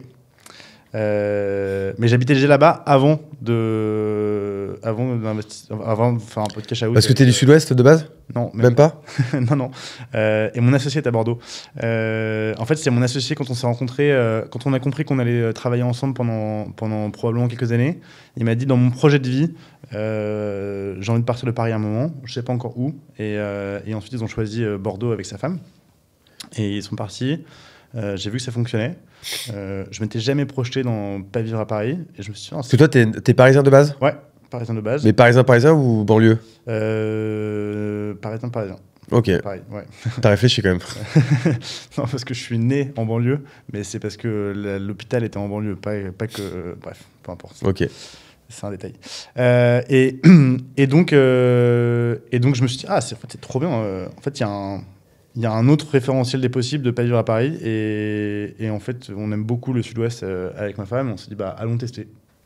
Et attends, mais tous les salariés sont où du coup? Et tous les salariés sont. Il y a un tiers de l'équipe qui est pas en région parisienne et 2 tiers qui sont en région parisienne. Et les bureaux sont à Paris. Donc vous avez des bureaux à Paris. Donc, ouais. Alors, c'est quoi? Je suppose que tu montes toutes les semaines? Ouais, exactement. Tu restes quoi, 2 jours, 3 jours? 2 jours par semaine. Ok. C'est pas trop dur comme regard? C'est partie du jeu. Ok. Et c'est quoi donc du coup t'as gardé un pied à terre à Paris comme ça tu Non, j'ai beaucoup de chance, j'ai mes parents qui sont toujours à Paris, donc je vais dormir chez mes parents. Sympa. Ok, c'est cool. C'est aussi une bonne occasion de les voir et de passer du temps avec eux.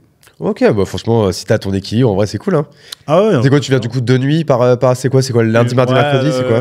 Là en ce moment c'est plutôt, comme je viens d'avoir un 3e enfant, en ce moment c'est plutôt une nuit. Ouais. Genre mardi, mercredi, je prends le premier train le plus tôt possible. Ouais, je suis un peu de cette équipe là aussi moi. C'est vrai que là tu vois, je suis pas rentré chez moi là depuis samedi, on est mercredi aujourd'hui.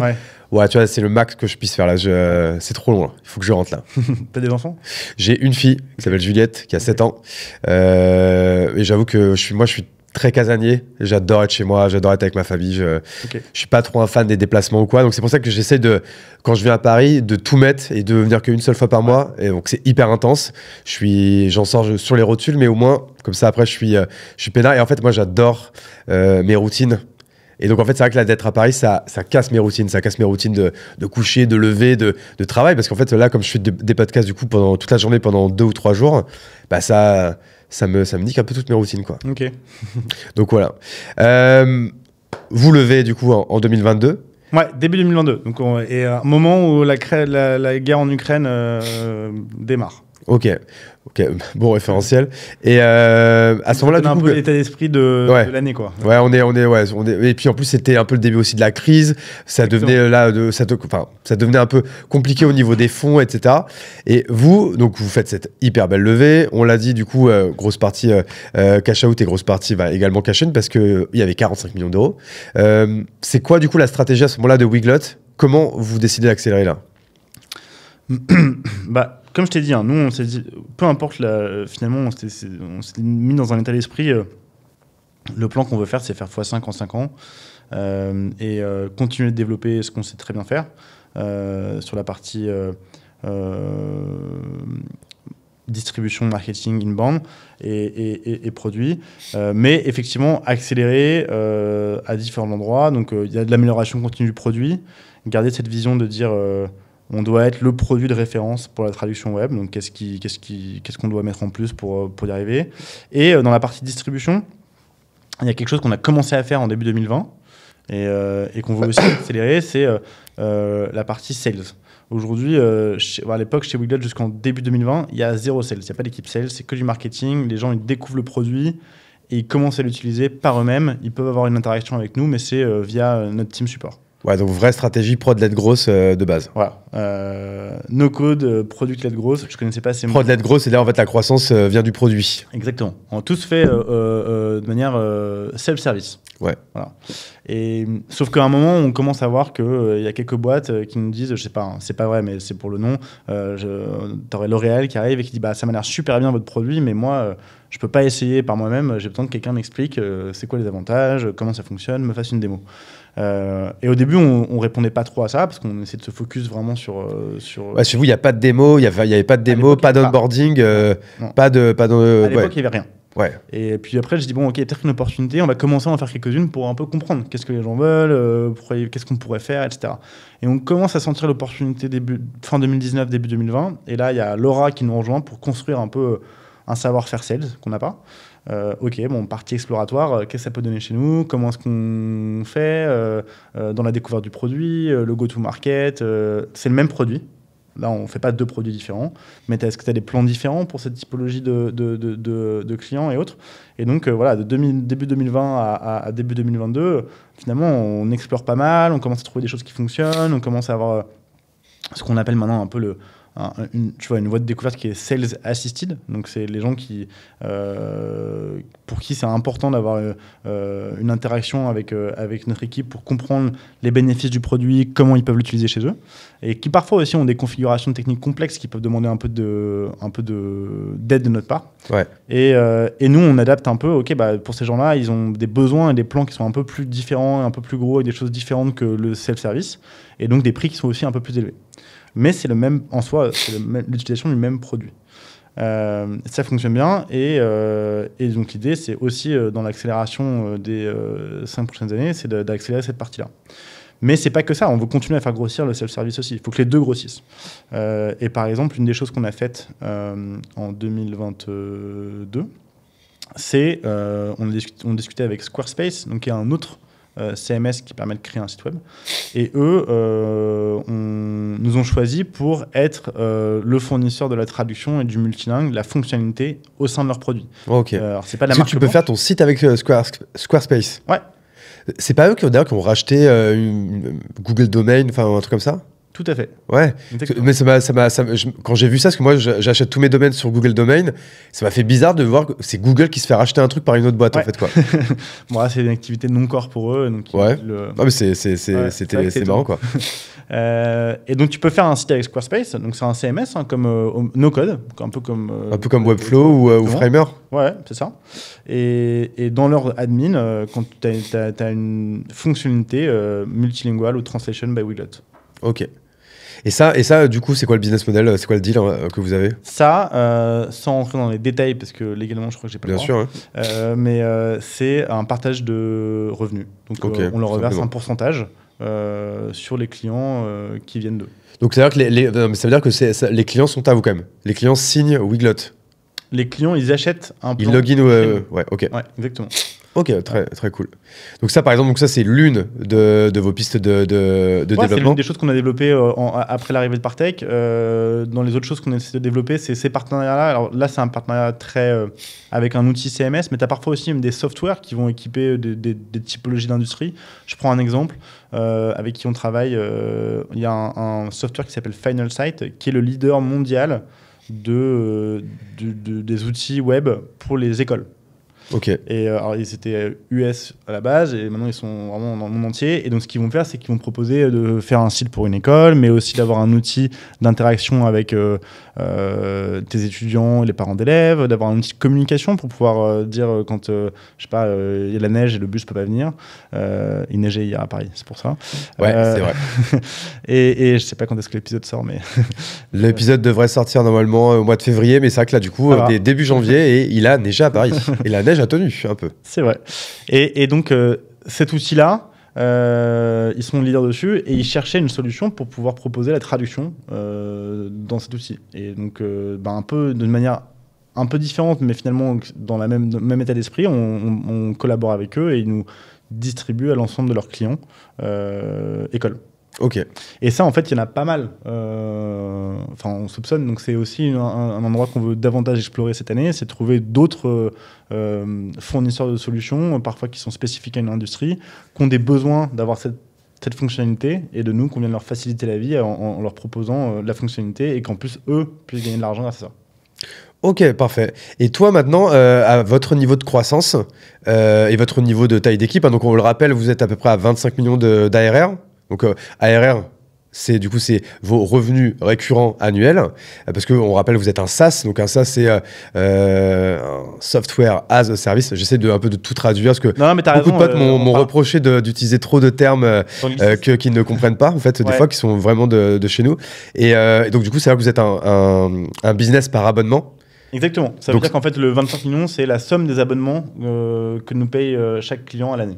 Et c'est pour ça que c'est des business qui sont hyper intéressants, parce que ça vous permet d'avoir une visibilité, parce que il y a aussi les taux de churn. Donc, taux de churn, c'est le nombre de clients, par exemple, sur 100 clients, combien arrêtent, en fait, suppriment leur abonnement. En fait, c'est un abonnement comme si vous étiez abonné à Netflix. Netflix, ils disent qu'ils ont un ARR de X, et leur taux de churn, c'est le nombre de clients, le pourcentage de clients qui se désabonnent.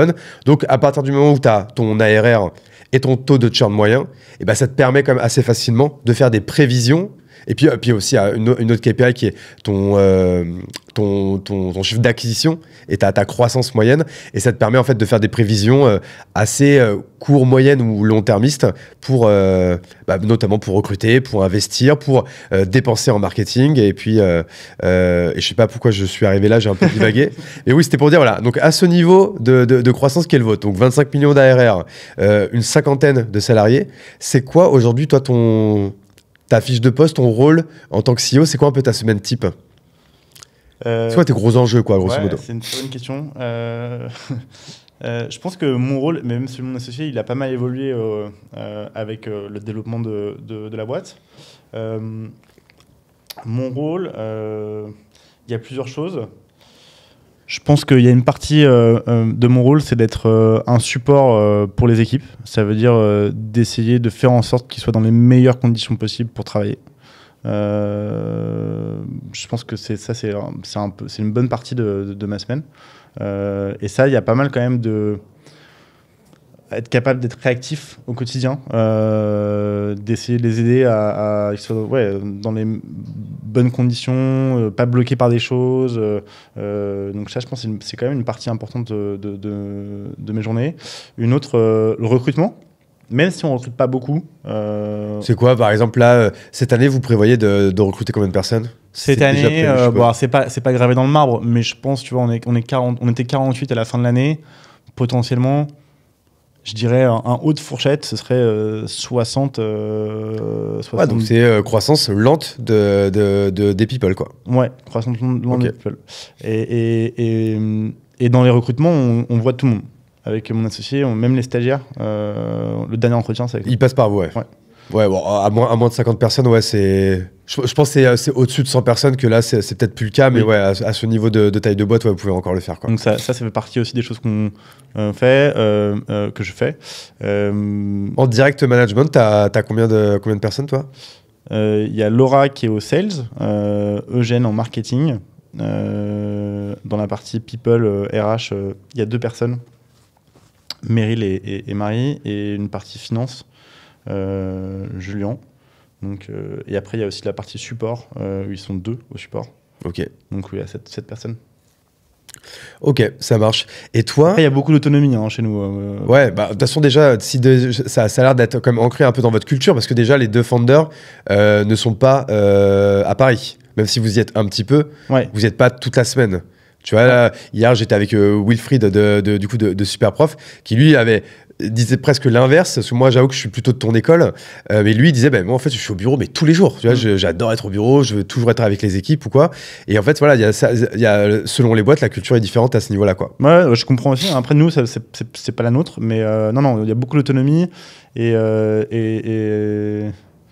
Et après, dans mon rôle aussi, quand je dis support des équipes, c'est s'il y a un sujet sur lequel ils sont bloqués, moi, j'essaye de pouvoir les aider à débloquer les choses, à comprendre ce qui ne va pas et comment est-ce qu'on arrive ensemble à trouver une solution. T'es un peu un facilitateur, booster J'essaye. pour les équipes. Ok. Ouais, j'essaye. Et après, tout en essayant de... voilà, après, il y a toute une partie aussi de s'assurer que un peu le run de la boîte soit toujours fonctionnel. Ça veut dire le légal, le financier, les relations avec l'externe. Mais ouais, c'est plutôt, je pense en ce moment, c'est plutôt ça mes missions. Ok. Et quand on fait rentrer un grand fonds comme ça, donc on va appeler ça série A parce que c'était votre première grosse levée, mais il y a forcément du coup peut-être une date, un peu une deadline parce qu'en fond il est là pour à un moment donné sortir et gagner de l'argent. Tu m'arrêtes si je me trompe. Vous, c'est quoi votre vision à court, moyen, long terme sur Weglot? Toi, je vais poser la question à toi parce qu'on va pas parler pour ton associé. Mais toi, c'est quoi ta vision là-dessus? Sur l'avenir du fonds chez nous. Est-ce que toi, tu as une vision sur 5 ans, une vision sur 10 ans, une vision sur 20 ans? Est-ce que c'est la boîte de ta vie? Comment tu te sens, toi, par rapport à ça? Alors, j'ai pas de vision sur 20 ans. Je pense que c'est trop loin pour moi. Je saurais pas faire. Non, je pense que 5 ans, comme j'en parlais tout à l'heure, en fin 2021, on s'est mis un plan à 5 ans avec mon associé. Et ça, c'était avant que Partech nous rejoigne. Ouais. Et ça, je pense que c'est le pas de temps avec lequel on est à l'aise en termes de projection. Ouais. Je crois que pour nous, au fur et à mesure des choses, entre le market fit, le début sur WordPress et aujourd'hui, on s'est vraiment rendu compte qu'on a l'opportunité de proposer un produit leader de sa catégorie dans le monde. Je crois que c'est vraiment quelque chose qui nous anime et qui nous motive énormément. C'est de le proposer à la fois qu'on a un produit qui nous plaise énormément et que les users aient plaisir à utiliser, et avec une qualité d'expérience client exceptionnelle, que ce soit dans le produit ou dans le support. Donc ça, c'est la traduction d'être leader de sa catégorie. Et donc ça, c'est vraiment notre vision. Et après, en termes d'implication et de nous là-dedans, comment est-ce qu'on se projette, et Partech, nous, c'est aussi construire l'équipe qui va avec. L'équipe aujourd'hui, elle est vraiment exceptionnelle. Continuer à garder ce caractère exceptionnel avec les nouvelles personnes qui nous rejoignent, tout en forcément en faisant rentrer des gens et en faisant monter des gens qui prennent de plus en plus de choses que nous on faisait auparavant. Ouais. Donc je pense que pour le bien-être de Weglot, c'est important que la boîte soit de plus en plus indépendante de nous. Et ça, peu importe ce qui va se passer par la suite. Et ça, donc, du coup, ça fait un peu partie de tes objectifs parce que aujourd'hui, je pense que c'est pas encore le cas. Aujourd'hui, on est encore très impliqués. En plus, on aime bien l'opérationnel, lui et moi. Mais ça fait partie de nos objectifs. Et en plus, c'est important pour la boîte. Et d'ailleurs, cette année, Rémi, il avait vraiment la casquette à la fois CTO et CPO. Okay. Le but, c'est qu'il puisse se concentrer un peu davantage sur la partie produit cette année. Et donc, du coup, vous allez sûrement recruter un CTO? Alors, on ne va pas recruter de CTO pour le moment, mais... on sait que c'est pas la peine, ouais. En tout cas, il y en aura probablement un jour, c'est sûr. Ouais. Mais en tout cas, pour cette année, l'idée, c'est que les personnes qui sont en charge des équipes techniques, elles soient davantage responsables et autonomes sur le plus de sujets techniques possible. Ok. Toi, comment tu fais aujourd'hui pour continuer à progresser? Est-ce que tu consommes beaucoup de contenu, vidéo, podcast? Est-ce que tu lis beaucoup de bouquins? Si oui, est-ce que tu en as à nous conseiller? Comment tu fais toi aujourd'hui? Est-ce que tu arrives à prendre le temps pour ça? Non, je prends pas beaucoup de temps pour ça, pour lecture ou podcast. Alors, j'ai fait un peu mon nerd, donc j'ai écouté quelques podcasts que tu avais fait de la Chapelle Radio avant de venir. T'as écouté quel épisode? J'ai écouté celui d'Asphalt et celui de Thibaut Elzière. Ok. Voilà. Donc Asphalt avec William, du coup. Exactement. Qui en fait, c'est marrant, on en parlait juste avant, en fait, qui est un pote en commun qu'on a. Et en plus, hasard, on a tous les deux mis un pull Asphalt. Donc William, on t'embrasse. Asphalt, meilleure marque de vêtements française. Vous pouvez y aller. Franchement, ça tient bien. La preuve, ce pull, j'ai le même. Tu vois. Moi, j'avais pas pris la même couleur que toi. Et c'était il y a au moins 6 ans. Ouais, c'est ça. Franchement, il a pas bougé. Je sais pas si vous le voyez bien là, mais ça bouloche pas ou quoi, ça reste nickel. Donc de la très bonne cam. Donc t'as écouté celui de William et celui de Thibaut Elzière, ouais. Donc CEO de Exa, qu'avant on appelait eFounder. C'est juste que maintenant ils ont un peu changé de stratégie. C'est plus un simple startup studio, c'est presque un startup studio de startup studio. Mais c'est vrai que Thibaut, il est inspirant quoi. C'est une force de la nature quoi. Ouais, il est très fort. Franchement, et puis je trouve ça bien. Je trouve qu'il a un état d'esprit où il y a aussi une volonté de faire rayonner un savoir-faire français. Clairement. Ça, j'aime bien. Moi, je trouve qu'on a un pays assez extraordinaire. La taille de notre pays par rapport au rayonnement international, il est vraiment en effort. Il faut continuer, quoi. Et c'est la dernière question que je vais te poser, c'est celle que je pose maintenant à tous les invités. Quel invité, donc homme ou femme, entrepreneur ou pas, ça peut être des sportifs, des créateurs de contenu, des artistes, mais qui puisse être atteignable, que tu verrais bien dans ce fauteuil, que tu voudrais que j'invite? Ah, j'avais pas vu que tu posais cette question, j'aurais préparé un peu. Non, mais en fait, je ne la pose que depuis hier, donc pour l'instant, c'est pas encore une nouvelle question de la fin. Quel invité est-ce que... En vrai, tu peux me dire tous les gens qui te passent par la tête, hein, tu peux en dire plusieurs. Mais en effet, je prends tout le monde au dépourvu là-dessus. Mais atteignable, ça veut dire quoi? Ça veut dire que genre, ne me dis pas Nicolas Sarkozy, tu vois, je pense pas qu'il viendra dans mon podcast, tu vois. Ouais. Je sais pas pourquoi j'ai pensé à lui, mais... potentiellement qui pourrait venir. Ouais, c'est ça, que je puisse atteindre quand même. Ok. Ou même potentiellement que tu connais et que tu pourrais mettre en relation, tu vois. Ah ouais, Tony Parker, je pense, ça va être intéressant. Ah mais j'en rêve. D'ailleurs, Tony Parker qui a un excellent podcast, j'ai plus le nom en tête, je l'ai déjà dit hier, faudrait que je me renseigne, mais un excellent podcast où il reçoit notamment Thierry Henry, Squeezie, Lena Situation, enfin que des sportifs, des créateurs de contenu, des entrepreneurs, et pareil, en plus Tony Parker il est très business. Ouais, puis je pense qu'il a, à mon avis, il a un parcours qui est intéressant, parce que pour être NBA professionnel, basketteur professionnel en NBA au plus haut niveau, enfin, faut quand même... Tu sais quoi, je le note.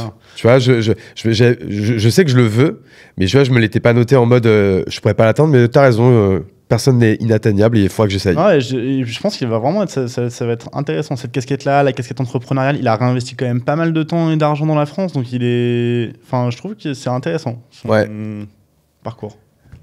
Merci à toi en tout cas, merci beaucoup pour d'avoir pris le temps, de nous avoir tout expliqué en toute transparence avec un maximum de valeur. Merci encore de sponsoriser la saison 2 du podcast, parce que franchement, encore une fois, c'est ce qui nous permet de faire les choses de la meilleure des façons, avec le bon studio, les bonnes images, le bon son pour avoir le meilleur contenu pour vous. Donc merci à Weglot pour ça. Qu'est-ce qu'on peut te souhaiter là pour cette année ? Pour cette année Déjà, pour cette année, parce que on est encore début janvier, on peut encore t'as raison. la souhaiter, quoi. Joie et santé autour de nous tous, pour tous, ça c'est sûr. Et pour Weglot plus spécifiquement, on est en phase de test de la semaine de 4 jours. Donc, mais c'est vrai, on avait parlé juste en avant, très très chaud qu'on en parle. Tu vas tester la semaine de 4 jours pour tes employés. Ouais, on a commencé à la tester. Ouais. Donc on a fait 3 mois, on fait 2 périodes de 3 mois. On a fait une première période de début octobre à fin décembre, et là on l'a renouvelé de début janvier à fin mars. C'est-à-dire que c'était bien dit aux salariés, vous étiez en phase de test, donc c'était quelque chose qui était testé, qui va être analysé, mais qui n'est pas marqué dans le marbre. Exactement. Alors, est-ce que tu peux expliquer comment, parce que c'est pas une décision anodine, hein, même au niveau légal, il y a des choses à faire. Est-ce que tu peux expliquer comment on met ça en place, on va dire juridiquement et opérationnellement? C'est dangereux de parler de ça, mais effectivement, tu n'as pas de cadre légal, donc on a pas mal itéré, on a essayé de s'inspirer un peu de ceux qui l'ont fait et qui le font. Donc regardez un peu ce que fait Welcome to the Jungle, LDLC. Oui, c'est comment il s'appelle, le fondateur, le CEO de LDLC. Bon, vous regarderez sur Google, je l'ai plus en tête, mais c'est un grand défenseur du coup, de cette semaine de 4 jours. De la semaine de 4 jours, et qui a pas mal documenté, donc c'est intéressant et c'est vraiment utile. Merci pour ce qu'il a pu noter et partager. Et donc on a essayé de mettre un cadre suffisamment souple, mais avec quelques règles pour que ce soit... avec suffisamment de protection pour toute l'équipe, pour pouvoir faire cette semaine de 4 jours. Et si ça fonctionne bien, ensuite, je parle juridiquement parlant, ça passera par un accord d'entreprise. Et alors, en fait, comment ça marche? C'est-à-dire que les salariés restent à 35 heures, mais ils répartissent ces 35 heures sur 4 jours versus 5 jours, quoi. Est-ce que c'est aussi simple que ça, ou est-ce que c'est un peu plus compliqué? Non, nous c'est pas un volume horaire, donc tout le monde est au forfait jour. Donc c'est plutôt de dire, ce que tu faisais en une semaine, tu le fais en 4 jours, mais pas avec des horaires différentes. Donc si tu étais aux 35 heures, que tu travaillais 7 heures par semaine... donc en fait, officiellement, tu leur demandes de moins travailler, quoi.